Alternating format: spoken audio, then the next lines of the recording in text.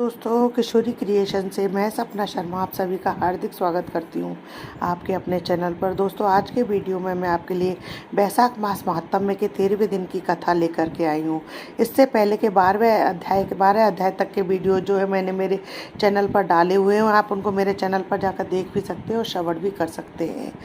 दोस्तों, बैसाख मास को माधव मास कहा जाता है। यह भगवान विष्णु का प्रिय मास है, इसलिए ऋषि मुनियों के द्वारा इसका महात्म्य लिखा गया है। बैसाख मास महात्म्य में 25 अध्याय हैं। मैं प्रतिदिन रोज एक अध्याय का पाठ आपको सुना रही हूँ। तो मैं आपको बैसाख मास महात्म्य के 13वें दिन की कथा बनता हूँ। उससे पहले मैं आपको श्री हरि विष्णु भगवान का एक और प्रिय मंत्र बता रही हूँ। इसके जाप से आप जो है भगवान विष्णु को शीघ्र प्रसन्न कर सकते हैं। मंत्र जो है वो इस प्रकार है: ओम विष्णवे नमः। प्रतिदिन प्रातःकाल जल्दी उठकर स्नान करके भगवान श्री हरि विष्णु की पूजा करके इस मंत्र का जाप किया जाता है। वैसे तो इस मंत्र का जाप प्रतिदिन कर सकते हैं, परंतु गुरुवार के दिन विशेष तौर पर इस मंत्र का जाप अवश्य करना चाहिए। गुरुवार का दिन भगवान विष्णु का विशेष दिन होता है। इस दिन आप निम्न मंत्र का जाप भी कर सकते हैं।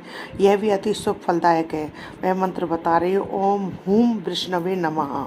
मंत्र भी जो है बहुत शुभ फलदायक है। गुरुवार का दिन भगवान विष्णु को समर्पित होता है। इस दिन व्रत करने से लोगों के जीवन की सारी प्रॉब्लम दूर हो जाती है। इसके साथ ही घर में कभी धन की कमी नहीं रहती है। इस दिन भगवान विष्णु की पूजा करके माँ लक्ष्मी की पूजा करनी भी शुभ होती है।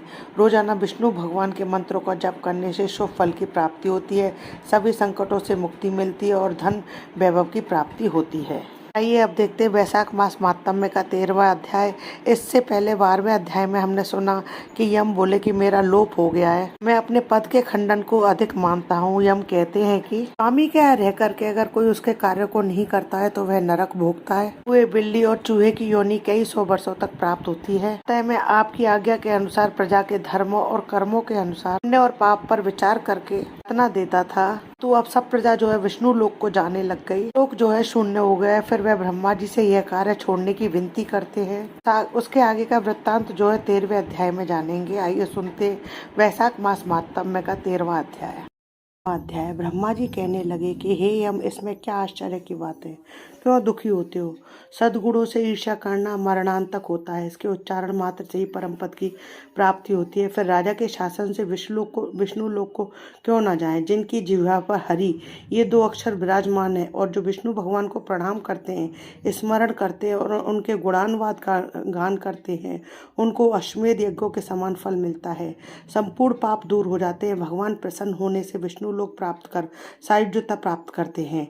यज्ञ करने वाले, कुरुक्षेत्र या सरस्वती में स्नान करने वालों को तो फिर से जन्म लेना पड़ता है, परंतु बैसाख मास में जो माधव भगवान के धर्मों का पालन करता है उन पर विष्णु भगवान प्रसन्न होकर सदा उसकी सहायता करते हैं। हे सौरे, उस राजा का प्रभाव मेरे वश में नहीं है, क्योंकि वासुदेव भगवान के भक्तों का अशुभ कहीं नहीं होता। उनको जन्म, मृत्यु, जरा, व्याधि आदि भय नहीं व्यापते। स्वामी के नियुक्त कार्य करने पर देहधारियों को कुछ अपराध नहीं होता। हे यम, जब तू इस कार्य को करने में असमर्थ है तो तू शोक मत कर। ब्रह्मा जी के ऐसे कहने पर यम बहुत दुखी हो दीन वाणी से कहने लगा: हे तात, अब मुझे अपने काम पर जाने की इच्छा नहीं है। इस महावीरवान राजा को जब मैं अपने धर्म से चलायमान कर दूंगा तब कृतकृत्य होऊंगा। हे कृपालु, आप मेरे इस कार्य को सिद्ध करा दीजिए, तब मैं फिर शासन करूंगा। यह बात सुन ब्रह्मा जी यम से कहने लगे कि इस विष्णु धर्म परायण राजा का निग्रह तू नहीं कर सकता। फिर ब्रह्मा जी यम को साथ ले क्षीर सागर में विष्णु भगवान के पास गए और सांख्य योग द्वारा स्तुति करने लगे। तब विष्णु भगवान प्रकट हुए तो यम और ब्रह्मा ने प्रणाम किया। उसके पश्चात विष्णु भगवान ने आने का कारण पूछा।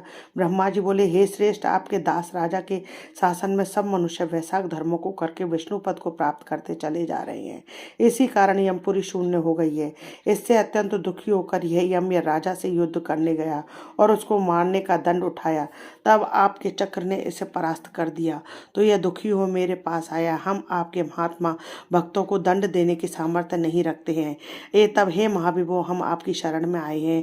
इसलिए हे प्रभु, उस राजा को दंड देकर आप अपने यम की रक्षा कीजिए।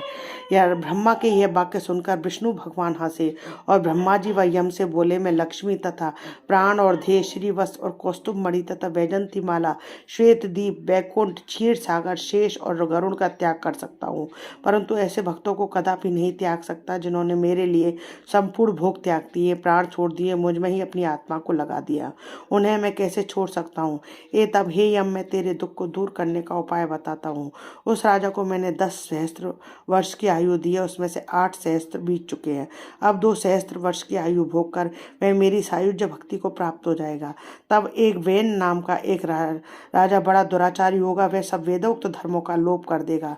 तब वैसा धर्म भी नष्ट हो जाएंगे, फिर हम अपने ही पाप से वेन जल जाएगा। तब मैं मृत्यु का रूप धारण करके पुनः धर्मों की स्थापना करूंगा। तब मैं पृथु का रूप धारण करके पुनः धर्मों की स्थापना करूंगा और वैश्योक्त प्रख्यात धर्म मनुष्य से कराऊंगा। इस कारण हे यम, मेरे कार्य की सिद्धि हो जाएगी।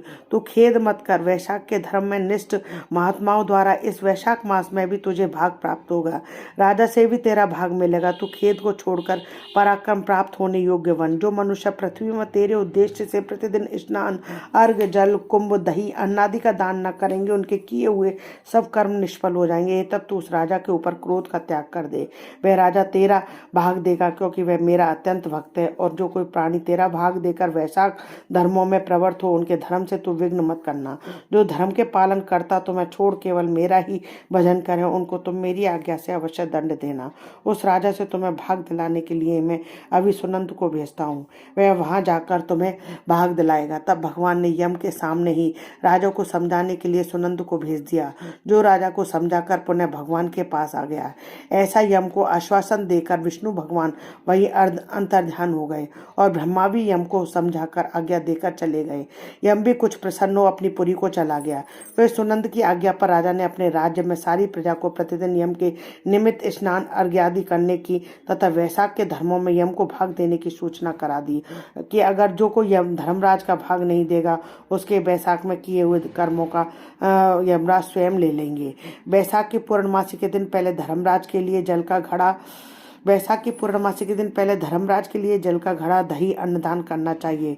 फिर पितृश्वरों के निमित्त पीछे जनार्दन, मधुसूदन भगवान के निमित्त उनकी प्रतिमा बनाकर धर्म के चलाने वाले गरीब ब्राह्मण को शीतल जल, दही, अन्न, तांबूल, दक्षिणा और फल कांसे के पात्र में रखकर अर्पण करने चाहिए। राजा स्वयं भी ऐसा करने लगा। उसके पश्चात राजा अपनी शेष आयु को पूरी कर यथेष्ट भोग पुत्र पौत्रादि समेत वैकुंठ को चला गया। फिर वेन नाम का एक महानीच राजा हुआ। उसने सब धर्म और वैशाख धर्मों को लोप कर दिया, अतः सब प्राणी धर्मों को करना भूल गए। इसी कारण वैशाख उक्त धर्म बहुत प्रसिद्ध नहीं रहा। विष्णु भगवान के कोई विरले भक्ति इन धर्मों को जानते हैं। इति श्री वैशाख मास महात्म में 13वां अध्याय समाप्तम। दोस्तों, यदि आपको मेरा ये वीडियो पसंद आए तो प्लीज़ मेरे वीडियो को ज़्यादा से ज़्यादा लाइक और शेयर कीजिए अपने फैमिली और फ्रेंड में। यदि आपने अभी तक मेरे चैनल को सब्सक्राइब नहीं किया है तो उसे सब्सक्राइब करना ना भूलें। पास ही बेल आइकन को दबाएं, जिससे मेरे आने वाले हर नए वीडियो का नोटिफिकेशन जो है आपको मिल जाए। हिंदू धर्म, रीति रिवाज, कथा कहानी जानने के लिए मेरे चैनल पर बने रहने के लिए बहुत बहुत धन्यवाद और जय श्री कृष्णा। जय श्री कृष्णा दोस्तों।